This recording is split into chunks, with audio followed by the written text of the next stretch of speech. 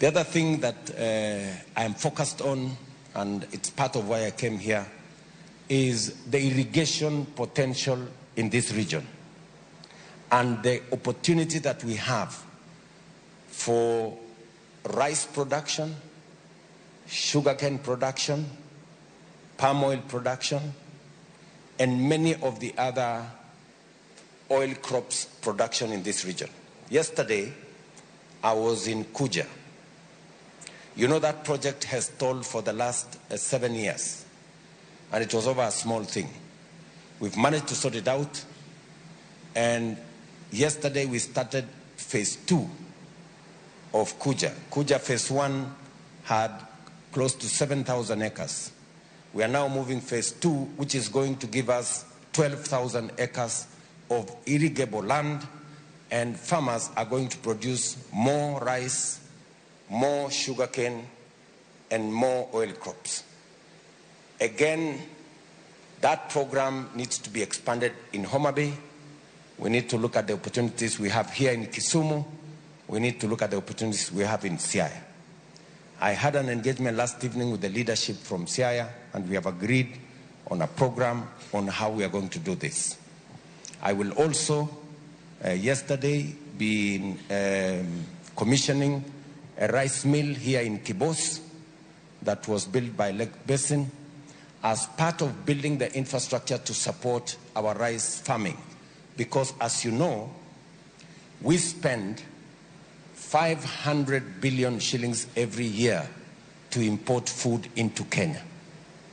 We import rice, we import sugar, we import maize, we are importing edible oil, and these are crops that we can grow. These are produce that we can grow here in Kenya, and we need necessary support for us to get our farmers producing. I know sometimes people think it is easier to subsidize consumption. It is my belief, firm belief, that the way to food security in Kenya is supporting production. And that is what I will do. It is the reason why we must also sort out the issues of sugar in this region. And as I gave you my commitment, it is only that there are mischievous people who have taken us to court. Otherwise, we would have sorted out the issues in Chemelil, in Muhoroni, because we must get a new model to unlock the potential of all our sugar mills, all the way from Sony Sugar, Muhoroni, Chemelil, all the way to Nzoia in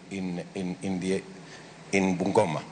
But I want to give you my commitment that we have now the template on how to do it. Hopefully we manage to get the matters out of court in the next 1 or 2 months, and then we will be on the way to sorting out those issues. You're also aware that we have had, I think, a 20-year tussle over Miwani. But finally, we're going to resolve it this year. We have done everything else that was required so that we can sort it out and focus on the production of sugar in Kenya, because we are importing, we are spending our foreign exchange importing products that we can actually grow here in Kenya.